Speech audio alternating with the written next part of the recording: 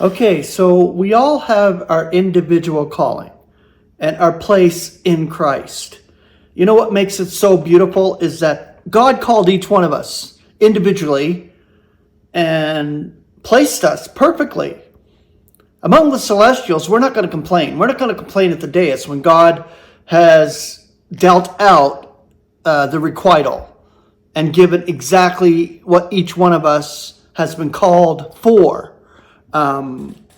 It's going to be spectacular, and nobody's going to be unhappy at the dais of Christ. Not one single member is going to be disappointed with what they have. It's a perfect placement. God is the perfect placer.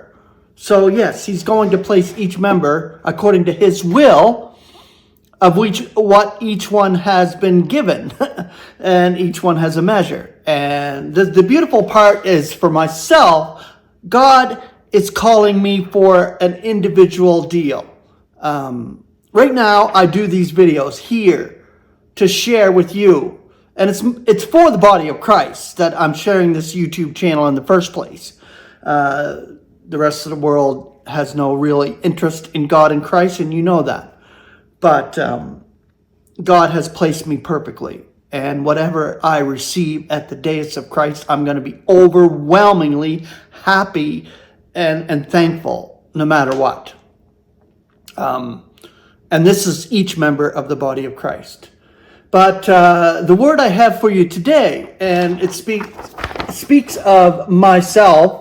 This is the word. It speaks of Paul, what he had. He individually had a calling. He passed it down through.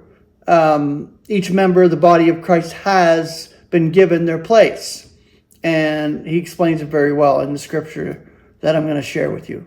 There's your Greek, English elements of my saying. Okay, so the concordant scripture.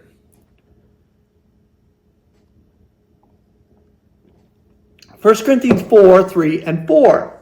Now to me it is the least trifle, that I may be being examined by you or by man's day. But neither am I examining myself. For of nothing am I conscious as to myself. But not by this am I justified. Now he who is examining me is the Lord. Beautiful. 1 Corinthians 4, 6. Now these things, brethren, I transfer in a figure to myself and Apollos, because of you, that in us you may be learning not to be disposed above what is written, that you may not be puffed up, one over the one against the other. 1 Corinthians 7, 7. I love this passage here. For I want all men to be as myself also, but each has his own gracious gift from God. One indeed thus, yet one thus. So individually speaking, we've been called and placed perfectly in the body for what we have and what the future holds for each one of us. And God will reveal that at the dais of Christ when we stand before God in Christ. It's amazing stuff. 1 Corinthians 9:19. For being free of all, I enslaved myself to all, that I should be gaining the more. And that was my last word when I did the word studies. 2 Corinthians 2:1. Now I decide this with myself, not again to be coming to you in sorrow. 2 Corinthians 11:7. Or do I sin in humbling myself that you may be exalted, seeing that I bring the evangel of God to you gratuitously?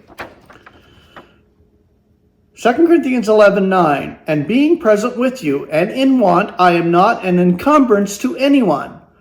For the brethren coming from Macedonia replenish my wants. And in everything I keep, and I shall be keeping myself, that I be not burdensome to you. 2 Corinthians 12:5. Over such a one I shall be boasting, yet over myself I shall not be boasting, except in my infirmities. Galatians 2:18. For if I am building again these things which I demolish, I am commending myself as a transgressor. Philippians 3:13. Brethren, not as yet am I reckoning myself to have grasped, yet one thing, forgetting indeed those things which are behind, yet stretching out to those in front. Our celestial calling. This is what we're after. We're running a race here on this earth right now, and we're stretching toward the goal, which is our place among the celestials. And God is doing that through us. Romans 11:4. But what is that which apprises, saying to him, I left for myself 7,000 men who do not bow the knee to the image of Baal.